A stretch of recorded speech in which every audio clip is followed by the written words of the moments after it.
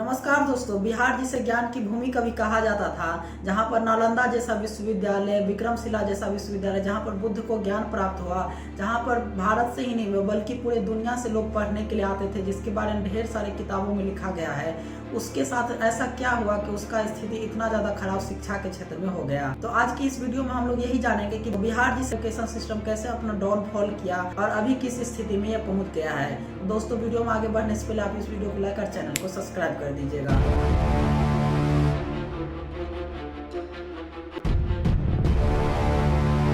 तो दोस्तों, आपको तो पता ही होगा कि बिहार ज्ञानियों की भूमि है, जहां पर शंकराचार्य के साथ शास्त्रार्थ हुआ था। इसके अलावा महावीर जी को, बौद्ध जी को, सभी को यहीं पर ज्ञान प्राप्त हुआ था, जहां पर माँ सीता जी का जन्म हुआ था। ऐसे ढेर सारे लोग यहाँ से ज्ञानी लोग निकले हैं, जिसके बारे में मैं अगर बताने बैठूं शुरुआत से अभी तक तो ये वीडियो का मतलब खत्म ही नहीं होगा, इतना बड़ा वीडियो ये बन जाएगा। लेकिन फिर ऐसा क्या हुआ कि इसका एजुकेशन सिस्टम अभी इतना ज़्यादा चरमरा गया और इस स्थिति में आके पहुंचा है कि यहाँ पर बहुत सारे स्कूलों में या तो टीचर नहीं है, टीचर है तो बच्चे नहीं है, और दोनों है तो वहाँ पर एजुकेशन का लेवल बहुत ही लो है। वहाँ पर कुछ ज़्यादा फैसिलिटी नहीं है और सही से बच्चे निकल नहीं पाते हैं एजुकेशन लेकर के वहाँ से। तो अभी जो बिहार की एजुकेशन की स्थिति खराब हुई है, इसका टाइम पीरियड शुरुआत होता है भारत के आज़ादी के टाइम से, क्योंकि उससे पहले लगभग हर एक राज्य का स्थिति सेम ही था। तो आज़ादी के बाद बिहार में कांग्रेस की सरकार थी, जो कि लगभग मतलब ठीक ठाक ही काम कर रही थी, उतना अच्छा काम नहीं कर रही थी। लेकिन यहाँ पर तो बढ़िया काम नहीं हो रहा है, लेकिन दूसरे राज्य में बढ़िया काम हो रहा है, तो उसके कंपेयर तो बिहार तो पीछे जा ही रहा था। और वैसे भी कुछ बढ़िया से काम यहाँ पर भी शिक्षा या फिर और भी क्षेत्र में कांग्रेस के सरकारों द्वारा नहीं किया जा रहा था, या फिर जो भी सरकारें यहाँ पर बन रही थी, जिसके कारण से यहाँ का एजुकेशन जो है बर्बाद होते गया। और इसी तरह से आज़ादी के समय से ही, कांग्रेस के टाइम से ही बिहार का एजुकेशन से लेकर के यहाँ का अर्थव्यवस्था सारा चरमरा रहा था। लेकिन इसका स्थिति तब जा करके और ज़्यादा खराब हो गया जब यहाँ पर ओबीसी नेता लोग यहाँ पावर में आए और मंत्री बनने लगे, मुख्यमंत्री बनने लगे। इसमें सारे ओबीसी नेता खराब नहीं थे, लेकिन इसमें दिक्कत ये आया कि जो पहले से ओबीसी नेता लोग बने वो एजुकेशन सिस्टम में कुछ ज़्यादा चेंजिंग नहीं किए, जो था उसे ही फॉलो कर रहे थे, या फिर मतलब ऐसे ही छोड़ दिए। लेकिन वहाँ तक भी चल सकता था। दिक्कत तब आया जब इसमें लालू प्रसाद जी मुख्यमंत्री बने, तो वो अपने आप को ओबीसी नेता का एक बड़ा पक्षधर दिखाना चाह रहे थे, उनका मसीहा बनना चाह रहे थे। इसके चक्कर में वो एजुकेशन सिस्टम को बर्बाद करने में लग गए, और वो इसलिए ऐसा किए क्योंकि वो ओबीसी का एक बड़ा नेता बनना चाह रहे थे, पिछड़ा वर्ग का। और चूंकि एजुकेशन सिस्टम में उस समय ज़्यादातर जो शिक्षक थे वो जनरल सामान्य वर्ग से आते थे, मतलब अपर कास्ट से आते थे। इसके अलावा जो उसमें पढ़ते भी थे वो ज़्यादातर अपर कास्ट के ही होते थे। तो ये देख करके लालू जी को बहुत ही बुरा लगता था, और वो एक तरह से इंडिकेशन के तौर पे बताना चाह रहे थे कि ये जितना भी एजुकेशन सिस्टम में लोग सब बैठे जो पढ़ा रहे या फिर पढ़ रहे वो अपर कास्ट के हैं, जो कि हम लोग को पसंद नहीं करते हैं और हम लोग का शोषण किए हैं ये लोग, और मतलब इनको पीछे करके ही हमको आगे जाना होगा, मतलब आगे हम लोग बढ़ सकते हैं। तो ये ऐसा संदेश देना चाह रहे थे। इसीलिए जितना भी बढ़िया बढ़िया एजुकेशन सिस्टम था बिहार में, जैसे पटना यूनिवर्सिटी हो गया या फिर और भी कोई बड़े बड़े कॉलेज, तो वहाँ के टीचर को इतना ज़्यादा परेशान किया गया, यहाँ वहाँ के प्रोफेसर सबको, कि वो लोग मतलब वो संस्थान छोड़ के या तो पढ़ाना बंद कर दिए या फिर दूसरे जगह चले गए पढ़ाने के लिए। इसके अलावा यहाँ से जो भी पढ़ने वाले बच्चे थे वो पलायन करके यहाँ से कहीं और चले गए। लेकिन यहाँ पर रियली में होना ये चाहिए था कि अगर आपको मतलब कोई परेशान किया है या फिर आपको लगता है कि ये आदमी अच्छा काम नहीं किया है मेरे साथ, तो आप उसको ऐसे ही रहने देते। आप अलग से उसमें मतलब कोई नया सिस्टम क्रिएट कर लेते, या फिर उसी सिस्टम में आप सुधार करते कि अपने ओबीसी SC ST वर्ग के लोग को उसमें लाते, पढ़ाते, या फिर शिक्षक का बहाली करते। लेकिन इसका मतलब ये तो नहीं जो पहले से पढ़ा रहा है तो मतलब उसमें आप उसको डिस्ट्रॉय कर दीजिए, उसका मतलब स्ट्रक्चर ही बदल दीजिए, आप उसे पढ़ाने नहीं दीजिए। मतलब वो गलत काम तो नहीं कर रहे थे, भले वो ज़्यादातर जनरल वर्ग से उसमें पढ़ते थे, पढ़ाते थे, लेकिन एक तरह से काम तो अच्छा ही कर रहे थे। लेकिन बस आपका परसेंटेज कम था, तो आप अपने वर्ग का उसमें आदमी को ले आते, यही करना था। लेकिन इसके चक्कर में वो मतलब बहुत सारा ऐसा सिंबॉलिक तौर पे काम किए कि मतलब ओबीसी वर्ग में निखर के आए कि जनरल का संस्थान बंद कर दो, उसमें जनरल वाले को पढ़ाना बंद, उसे तंग कर दो, यहाँ से निकलने के लिए बोल दो, या फिर बहुत सारा ऐसा मतलब बात सब भी आता है, मतलब वायरल होता है, जिसमें कि मतलब वो जो जनरल कास्ट के लोग रहते हैं उसके हाथ में प्लेट रख करके उससे खाना खाते थे और दिखाना चाह रहे थे सिंबल के तौर पे कि देखो मैं जनरल वाले के साथ क्या कर रहा हूँ। ऐसा वो रियली में करते या नहीं करते वो अलग बात था, लेकिन वो राजनीति में मतलब निखर करके आने के लिए निगेटिव राजनीति को अपनाने लगे और खुद को ओबीसी का बड़ा एक नेता बताने के चक्कर में ऐसा करने लगे। जो कि मतलब बिहार के एजुकेशन सिस्टम के लिए बहुत ही घातक साबित हुआ। इसके बाद साल आता है लगभग 2005 के आसपास, जब नीतीश कुमार मुख्यमंत्री बनते हैं, तो यहाँ के अर्थव्यवस्था से लेकर के यहाँ के इंफ्रास्ट्रक्चर से लेकर के यहाँ के एजुकेशन सभी में बहुत अधिक सुधार किया गया। लेकिन फिर वही 2010-15 आते आते बिहार का एजुकेशन सिस्टम फिर से गड़बड़ होने लगा। दरअसल 2005 से लेकर के 2010-15 के पीरियड में हुआ ये कि लगभग सभी मतलब छोटे छोटे एरिया में हाई स्कूल, मिडिल स्कूल या फिर प्राइमरी स्कूल ये सभी खोल दिए गए।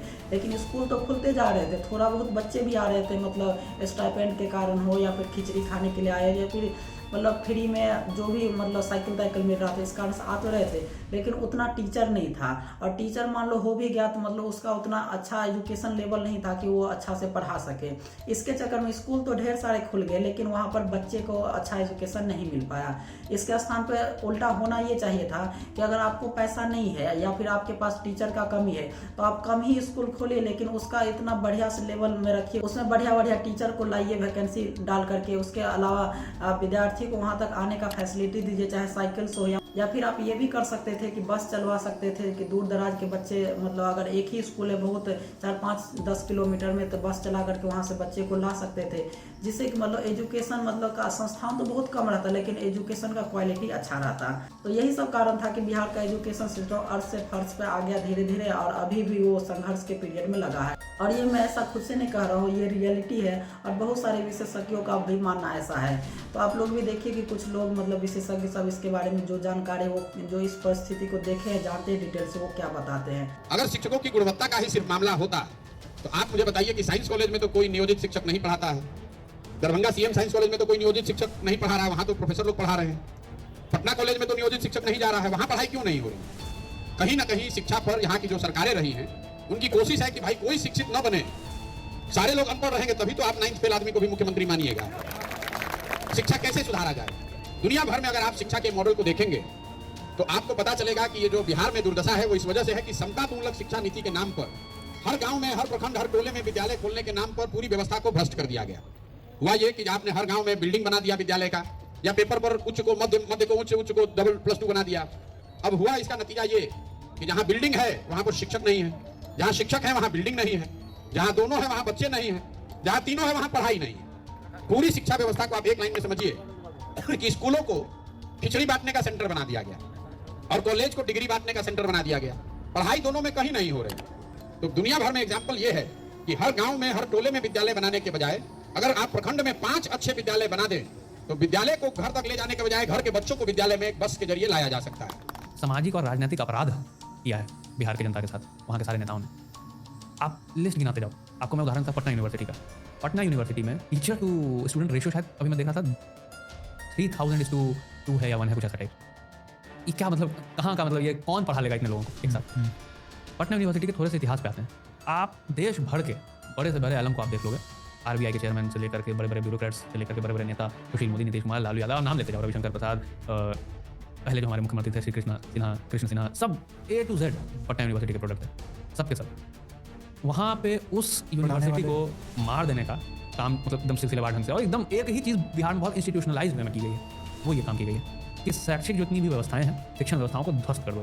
लालू यादव जी में खासियत थी उनके राज्य में, उनके पहले के ओबीसी सीएम जितने थे, उनका देखोगे तो उनको कहते हैं लोग कि उन्होंने ढल गए थे व्यवस्थाओं के साथ कि अच्छा पटना यूनिवर्सिटी आगे चला तो चलने देते हैं, अच्छा व्यवस्था। वो सीएम बने थे, जैसे कर्पूरी ठाकुर जी, वो सीएम बने हैं ओबीसी और ऐसे जाति से आगे, लेकिन वो आ करके क्या कर रहे हैं वहाँ पे, तो सिस्टम्स वो वैसे ही चला रहे हैं क्योंकि उनको उन इंस्टीट्यूशंस की अच्छाई धीरे धीरे पता चलने लगी कि नहीं यार ये जरूरी है रहना। लालू यादव जी ने ये देखा कि अगर उनको लंबे समय तक टिके रहना है, and if he has to be at the pinnacle of this backward politics, he has to actually be seen as the one who destroys each and every organization। क्योंकि वो ऑर्गेनाइजेशन जो है ऐसा माना जाता था कि अपर कास्ट का डन है वो, ऐसा मानते थे लोग कि वो मतलब ये ऐसा परसेप्शन था। और पढ़ने में जनसंख्या वाइज देखे तो सही भी बात होगी कि मतलब ज़्यादातर लोग जो पढ़ रहे हो अपर कास्ट में, पढ़ा रहे हो वो अपर कास्ट, वो आज भी डिबेट चलता है अभी भी। लेकिन इसका ये तो अर्थ नहीं है कि आप उसको खत्म ही कर दो, क्योंकि वहीं पर ये व्यवस्था करनी चाहिए थी कि अपने भी लोगों के हर जाति के लोग वहाँ पढ़ पाएँ। लेकिन उनको पैरेलल कोई व्यवस्था, अल्टरनेट व्यवस्था उनके दिमाग में नहीं थी। तो वोट लेना है लगातार, अपने आप को स्टार की तरफ प्रस्तुत करना है, तो उन्होंने बाकियों से अलग रूट लिया। उन्होंने एक्टिवली दिखाया कि मैं डिस्ट्रॉय करूंगा, और उससे उन्होंने बैकवर्ड कास्ट का मोबिलाइजेशन किया कि देखो ये सब इंस्टीट्यूशन जहाँ भी लोग राज कर रहे थे आराम से बैठ कर, इस सबको मैंने बर्बाद किया, इन लोगों को मतलब दिखा दिया इन लोगों की हैसियत, ऐसा टाइप्स।